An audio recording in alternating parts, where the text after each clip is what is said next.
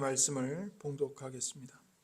모세가 하나님께 아뢰되 내가 누구이기에 바로에게 가며 이스라엘 자손을 애굽에서 인도하여 내리이까? 하나님이 이르시되 내가 반드시 너와 함께 있으리라. 내가 그 백성을 애굽에서 인도하여 낸 후에 너희가 이 산에서 하나님을 섬기리니 이것이 내가 너를 보낸 증거니라. 모세가 하나님께 아뢰되 내가 이스라엘 자손에게 가서 이르기를 너희 조상의 하나님이 나를 너희에게 보내셨다 하면 그들이 내게 묻기를 그의 이름이 무엇이냐 하리니 내가 무엇이라고 그들에게 말하리이까? 하나님이 모세에게 이르시되 나는 스스로 있는 자이니라. 또 이르시되 너는 이스라엘 자손에게 이같이 이르기를 스스로 있는 자가 나를 너희에게 보내셨다 하라. 하나님이 또 모세에게 이르시되 너는 이스라엘 자손에게 이같이 이르기를 너희 조상의 하나님 여호와 곧 아브라함의 하나님, 이삭의 하나님, 야곱의 하나님께서 나를 너희에게 보내셨다 하라. 이는 나의 영원한 이름이요 대대로 기억할 나의 칭호니라.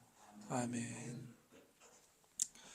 이는 살아계신 하나님의 말씀입니다. 오늘도 우리에게 말씀하시는 하나님께 감사합니다.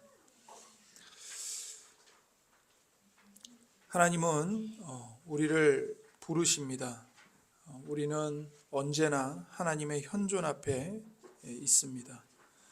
우리는 하나님 앞에서 모든 가면과 위선을 벗고 정직하게 서야 합니다. 그럴 때 우리는 비로소 회복될 수 있습니다. 아담이 죄를 지은 후에 그가 보인 첫 번째 반응은 하나님을 피해서 숨는 것이었습니다. 무화과 나무 잎으로 자신의 벗은 몸을 가리웠죠. 타락한 아담의 후손인 우리도 아담과 같이 끈질기게 하나님의 얼굴을 피해서 숨으려고 합니다. 내가 가진 것으로 내 모습을, 내 더러움을, 내 추악함을 위장하려고 합니다. 죄책감과 두려움 때문이죠. 그러나 우리가 아무리 숨으려고 하고 나의 죄를, 나의 부끄러운 모습을 감추려고 해도 하나님은 불꽃 같은 눈동자로 모든 것을 다 보고 계시고 알고 계십니다. 하나님에게서 숨으려고 하는 것, 이것은 지혜로운 것이 아니고 어리석은 일입니다. 모세 앞에 하나님이 나타나셨습니다. 모세는 불타는 떨기나무 앞에서 떨기나무에 나타나신 하나님 앞에서 자신을 솔직하게 드러냈습니다. 우리가 하나님께 가지고 나아갈 수 없는 문제나 말씀드릴 수 없는 일은 아무것도 없습니다. 오히려 우리는 우리의 죄와 문제를 가지고 하나님께 나아가야 합니다. 우리의 위선을 벗어야 하고 벌거벗은 모습으로 하나님 앞에 우리가 설 때 비로소 우리를 회복시키는 용서와 은혜와 능력을 우리가 선물로 받게 되고 경험하게 됩니다. 모세를 부르시는 하나님 앞에 모세의 첫 번째 반응은 내가 누구이기에 갈 수 있습니까? 이거였습니다. 11절에 보시면 모세가 하나님께 아뢰되 내가 누구이기에 바로에게 가며 이스라엘 자손을 애굽에서 인도하여 내리이까? 이렇게 말하죠. 한마디로 어째서 저입니까? 이겁니다. 어떻게 제가 이런 일들을 할 수 있겠습니까? 이에 대해 하나님은 그러나 내가 너와 반드시 함께 있겠다라고 응답하십니다. 12절에 하나님이 이르시되 내가 반드시 너와 함께 있으리라. 내가 반드시 너와 함께 있으리라. 여기서 하나님은 모세의 무능함, 모세의 부족함을 부인하지 않으십니다. 우리는 누군가가 나는 정말 못해요 라고 말하면 당신은 할 수 있어요 라고 너무 쉽게 말하죠. 하지만 하나님은 그런 식으로 모세를 대하지 않으셨습니다. 우리에게도 그렇게 대하지 않으십니다. 하나님은 우리가 느끼는 어려움, 나의 약함, 나의 무능함, 나의 죄악됨을 무시하지 않으십니다. 모세는 전 할 수 없습니다. 저는 자격이 안 됩니다. 라고 말했습니다. 하나님은 그래, 너는 할 수 없지. 하지만 내가 너와 함께 있기에 가능하다. 이렇게 말씀하십니다. 모세는 하나님 앞에서 자신이 아무것도 아님을 정직하게 고백합니다. 하나님은 모세의 고백을 받으십니다. 하나님께서 모세와 함께 하시겠다고, 반드시 함께 있겠다고 너그럽게 약속하십니다. 하나님께서 모세를 부르시는 이유는 모세가 하나님께 쓸모가 있거나 도움이 되기 때문에 부르시는 게 결코 아니죠. 모세는 하나님의 일을 할 수 없습니다. 하나님은 모세를 선택하실 때 이 사실을 누구보다 잘 아셨습니다. 중요한 것은 모세의 능력이 아닙니다. 하나님의 능력입니다. 모세는 내가 누구이긴데, 내가 누구이기에라고 질문하지만 모세가 누구인가는 중요하지 않습니다. 중요한 것은 하나님이 어떤 분이신가가 중요한 겁니다. 하나님이 모세와 함께 계신다는 사실이 중요한 것입니다. 우리도 마찬가지입니다. 우리가 누구인가, 내가 누구인가, 내가 뭐길래, 이건 중요하지 않습니다.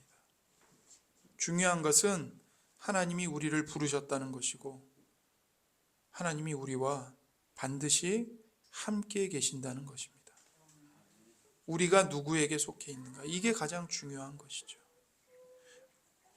우리가 자격이 있어서 부르시는 것 아닙니다.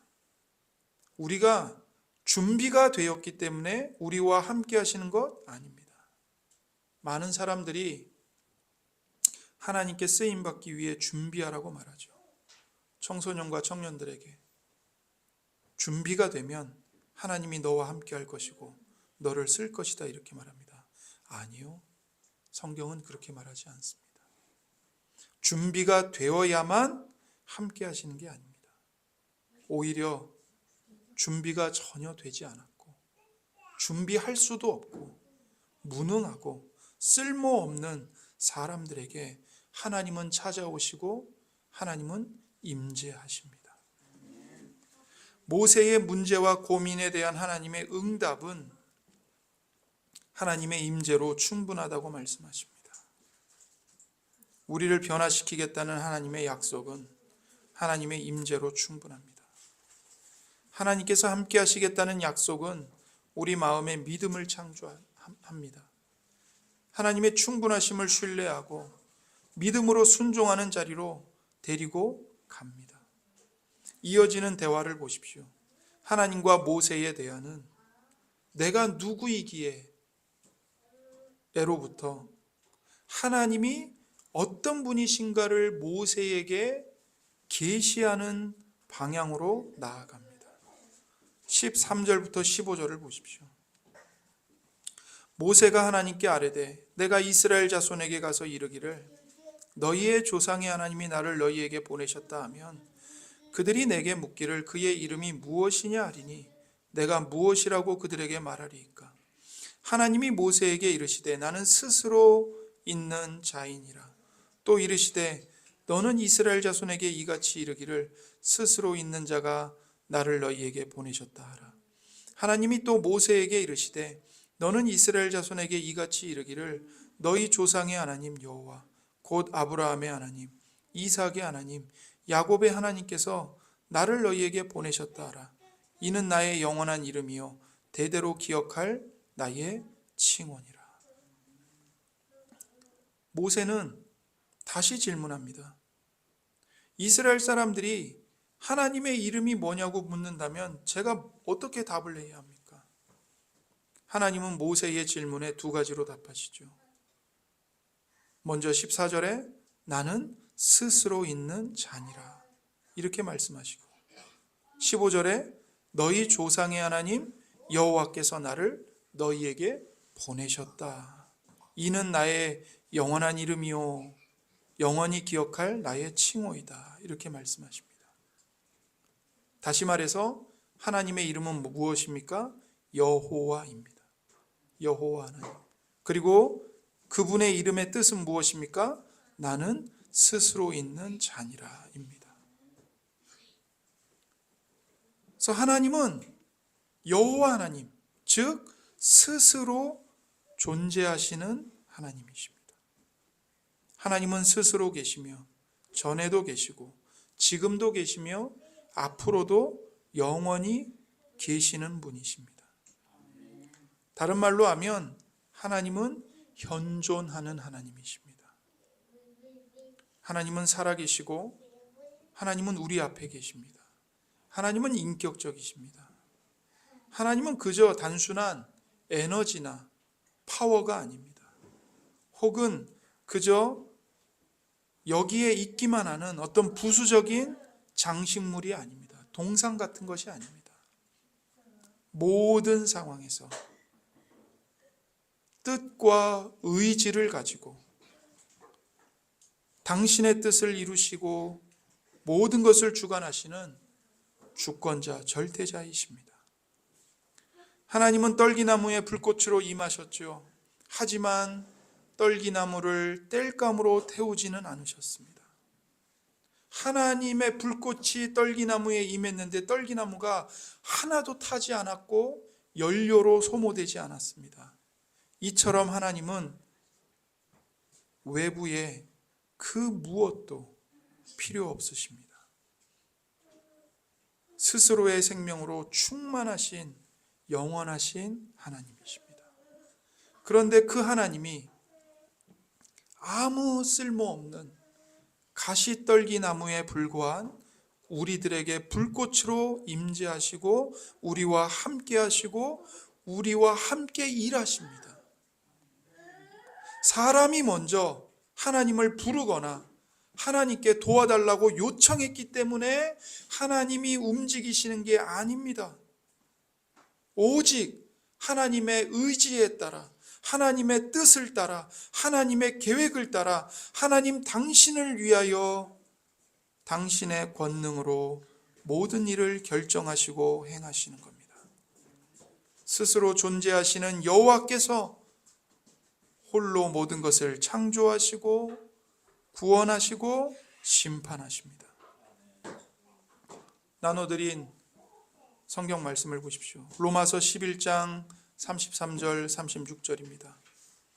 깊도다 하나님의 지혜와 지식의 풍성함이요 그의 판단은 헤아리지 못할 것이며 그의 길은 찾지 못할 것이로되 누가 주의 마음을 알았느냐 누가 그의 모사가 되었느냐 누가 주께 먼저 드려서 갚으심을 받겠느냐 이는 만물이 주에게서 나오고 주로 말미암고 주에게로 돌아감이라 그에게 영광이 세세에 있을지어다. 아멘. 아멘입니다. 하나님의 지혜와 지식을 알 수 있거나 판단할 수 있는 사람은 없습니다. 하나님을 설명할 수 있는 사람이 어디 있겠습니까? 하나님을 가르칠 만큼 똑똑한 이가 어디 있겠습니까? 누가 하나님께 도움이 되겠어요? 모든 것이 하나님에게서 시작하고 하나님을 통해 일어나며 하나님에게서 마칩니다. 우리는 우리 마음대로 하나님을 조종할 수 없습니다. 하나님의 일하심을 우리가 정할 수 없습니다. 시간과 조건과 방법과 동기와 목적을 우리가 정할 수 없습니다. 오직 하나님이 정하시고 하나님이 행사하십니다. 하나님은 영원히 하나님으로 계시는 분입니다. 하나님은 절대로 변하시지 않습니다. 하나님은 태초부터 지금까지 하나님으로 존재하시는 것을 중단하신 적이 없습니다. 하나님 앞에서 경박한 태도, 조심성 없는 불손함, 부주의한 태도, 냉담하고 거만한 자세 등은 용납될 수 없습니다. 변함이 없으시고 스스로 계시는 하나님은 영원히 우리와 함께 하실 것입니다. 여호와께서는 모세가 자기의 부족함을 고백하자 내가 반드시 너와 함께 있으리라, 내가 너와 함께 있느니라, 이 단순하고 충분한 말씀으로 답을 주십니다. 이 말씀은 그저 하나님이 어디에나 있다는 정도가 아니라 하나님이 당신의 백성들을 위하여 신실하신 하나님이 되실 것이라는 뜻입니다. 살아계시고 전능하신 여호와 하나님께서 아무것도 아닌 모세를 붙드시고 당신의 백성이 환난당하는 그 자리에서 당신의 권능으로 일하실 거라는 말씀입니다. 하나님은 언제 어느 곳에서나 당신의 백성과 함께 하실 것이며 우리를 위하여 일하실 것입니다. 하나님의 이런 신실하심은 절대로 변하지 않습니다. 그러므로 우리는 하나님이 변덕스러운 분이면 어떡하지? 혹시라도 약속을 취소하시면 어떡하지? 염려할 필요가 없습니다. 하나님은 스스로 존재하시는 분으로, 그리고 변함없이 신실하신 분으로 우리와 함께 계실 것입니다. 그래서 하나님은 당신의 이름을 너희 조상의 하나님 여호와, 곧 아브라함의 하나님, 이삭의 하나님, 야곱의 하나님이라고 말씀하십니다. 스스로 존재하시는 여호와, 그분의 이름에 곧바로 이어서 아브라함의 하나님, 이삭의 하나님, 야곱의 하나님이라고 말씀하십니다.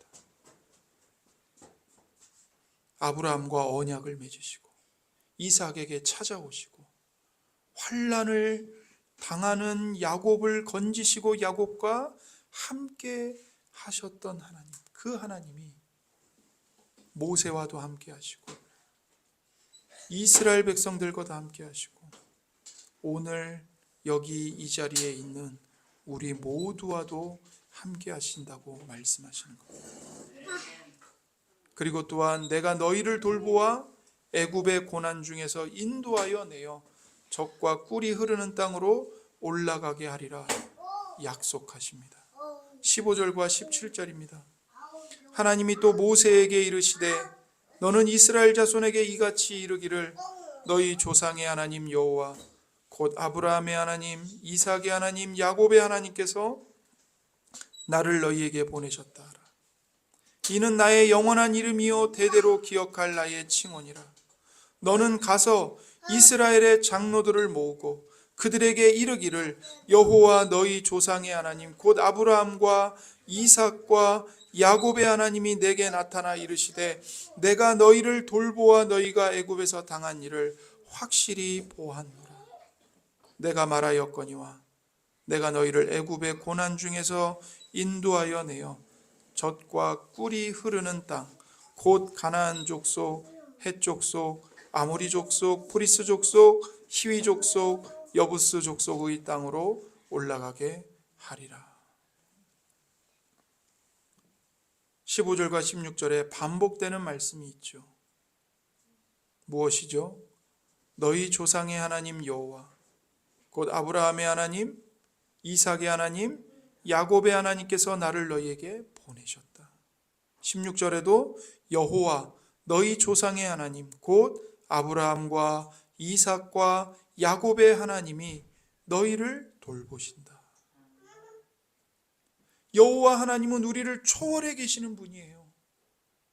여기서 우리가 어떤 일을 해도 하나님은 조금도 영향을 받지 않으십니다. 초월해 계세요. 그런데 초월성만 있는 것이 아니고 동시에 환난 속에 있는 우리에게 찾아오시고 고난 중에서 우리와 함께 하시고 우리와 관계를 맺으시고 우리를 구원하여 약속의 땅으로 인도하여 올라가게 하십니다. 이게 하나님의 놀라운 신비입니다. 하나님은 아브라함과 이삭과 야곱에게 찾아오셔서 약속을 주셨습니다. 오늘 우리에게도 하나님이 찾아오십니다. 하나님은 우리를 도매급으로 취급하지 않으십니다. 하나님 앞에서 영혼은 이하 동문이 없어요. 하나님이 아브라함에게 1대1의 관계로 찾아오시고 대화를 하시고 관계를 맺고 언약을 맺으시고 구원하신 것처럼 우리에게도 한 영혼 한 영혼 각 사람에게 찾아오시는 겁니다. 우리에게 주신 약속을 이루시기 위해 우리에게 찾아오시고 아브라함의 자손인 모세와 이스라엘에게 찾아오십니다. 하나님은 그저 멀리서 방관만 하지 않으십니다. 하나님은 우리와 언약을 맺으시고 우리가 저지른 죄와 죽음의 자리에 직접 뛰어 들어오셔서 동참하십니다. 죽을 수밖에 없는 우리를 위해 우리와 함께 죽임을 당하시는 하나님이십니다. 인류의 전체 역사뿐만 아니라 한 사람 한 사람의 삶 속에 찾아오시고 함께 동거동락하십니다. 하나님은 특별히 이 땅에서 밀려나고 차별당하고 무시당하고 짓밟히고 빼앗기고 외면당하는 사람들에게 마음을 쓰십니다. 이 땅에서 고통받는 사람들을 구원하시기 위해 내려오십니다. 그것이 2000년 전에 하나님이 당신의 아들을 세상에 보내신 이유이죠. 예수님이 이 땅에 태어나셨을 때 가장 강한 나라에서 태어나시지 않았습니다. 그 당시에 가장 작고 연약한 로마 제국의 속국으로 있는 자유도 없고 주권도 다 빼앗긴 그 이스라엘을 택하시고 이스라엘에서 태어나셨습니다. 부유하고 유력한 가문이 아니라 가장 가난한 부부를 택하셨습니다. 그렇게 가장 낮고 가난하고 연약한 모습으로 고통 속에 오셔서 가난한 몫으로 지내시다가 짧은 공생애를 비극적인 죽음으로 끝내셨습니다. 우리는 바로 이 예수님, 십자가에 못 박혀 죽으신 그리스도를 통해서 하나님이 어떤 분이신지를 배웁니다. 하나님은 예수 그리스도 안에서 당신이 어떤 분이신지 직접 살아 보여주셨습니다. 십자가는 하나님이 얼마나 어떻게 우리를 사랑하시는지, 하나님 사랑의 방식이 무엇인지를 보여주신 표징입니다. 하나님은 당신의 아들까지 십자가에 못 박으시는 것으로 아직 죄인 되었던 우리에게 당신의 사랑을 전부 쏟아부어 주셨습니다. 우리는 하나님의 이러한 사랑으로 용서받고 구원받습니다. 십자가에서 드러난 하나님의 사랑이 나를 위한 것임을 진실로 믿는 사람은 그 사랑 안에서 창조주요, 영원자요, 절대자요, 초월자요, 전능자이신 여호와 하나님을 만납니다. 잠깐 있다가 사라져버리는 입김에 불과한 헛된 인생이 하나님의 사랑을 입을 때 비로소 참 존재가 되는 차원으로 옮겨지는 겁니다. 하나님의 사랑을 맛보고 그 사랑 안에 거하는 것이 곧 구원입니다. 하나님의 사랑 안에 거할 때 우리도 하나님의 마음으로 이 세상과 사람들을 보게 되는 것이죠. 당신의 백성의 고통에 깊이 마음을 쓰시는 하나님께서 이제 모세를 이집트에서 학대당하는 당신의 백성에게로 보내십니다. 그리고 모세는 하나님의 백성들과 함께 고난을 받으며 하나님과 그분의 백성들을 섬깁니다. 히브리서 11장 24절부터 27절의 말씀을 보십시오. 믿음으로 모세는 장성하여 바로의 공주의 아들이라 칭함받기를 거절하고 도리어 하나님의 백성과 함께 고난받기를 잠시 죄악의 낙을 누리는 것보다 더 좋아하고 그리스도를 위하여 받는 수모를 애굽의 모든 보화보다 더 큰 재물로 여겼으니 이는 상주심을 바라봄이라. 믿음으로 애굽을 떠나 왕의 노함을 무서워하지 아니하고 곧 보이지 아니하는 자를 보는 것 같이 하여 참았으며. 사랑하는 성도 여러분, 믿음은 교회 공동체와 형제 자매들과 함께 고난받는 자리로 우리를 이끌고 갑니다. 고통당하는 자들과 함께 하게 합니다. 그저 나 혼자만, 내 가족만 안전하고 건강하고 편안하면 된다? 절대로 그것에 만족하게 두지 않습니다. 안전을 잃은 사람들, 건강을 잃은 사람들, 먹을 것을 잃은 사람들, 집을 빼앗긴 사람들, 생명을 잃은 사람들에게 마음을 쓰게 합니다. 그래서 믿음은 사랑의 열매를 낳습니다. 이런 복된 믿음과 사랑은 우리가 스스로 만들어 낼 수 있는 것이 아닙니다. 우리에게서 나오는 것은 이기심과 정욕과 죄와 거짓과 죽음밖에 없습니다. 내가 누군가에게 뭔가를 베풀고 선을 행하는 것조차 나를 위한 위선인 경우가 너무나 많습니다. 이런 믿음과 사랑은 오직 하나님께서 값없이 베푸시는 은혜의 선물입니다. 내가 어떤 사람인가가 중요한 게 아닙니다. 내가 무엇을 갖고 있느냐가 중요한 게 아니에요. 우리는 아무리 힘과 돈을 가져도 하나님과 이웃을 사랑할 줄 모르는, 사랑하지 않는 부패한 죄인들입니다.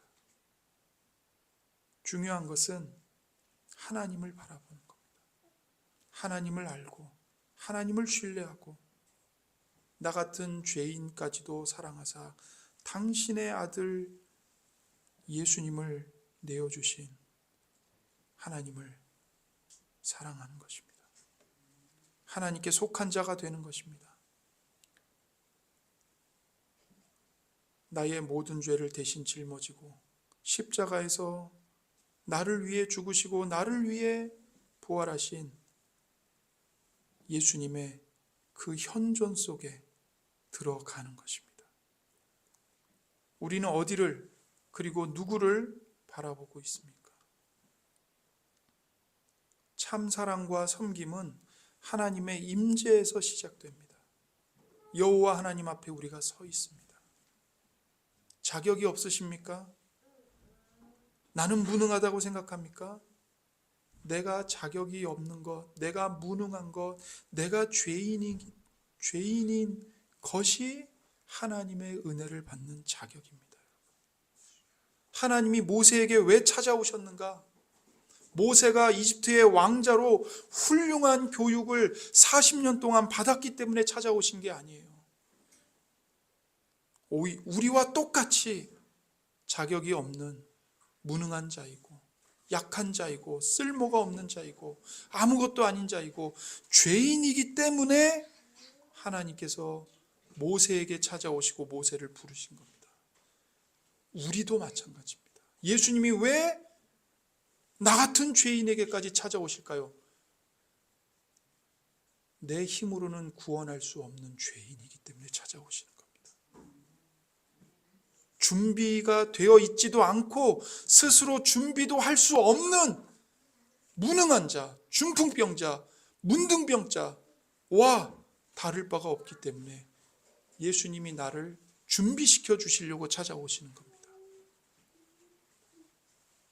우리를 사랑하사 우리를 위하여 십자가에서 죽임을 당하시는 자리에까지 내려오신 예수님께 나아가십시오.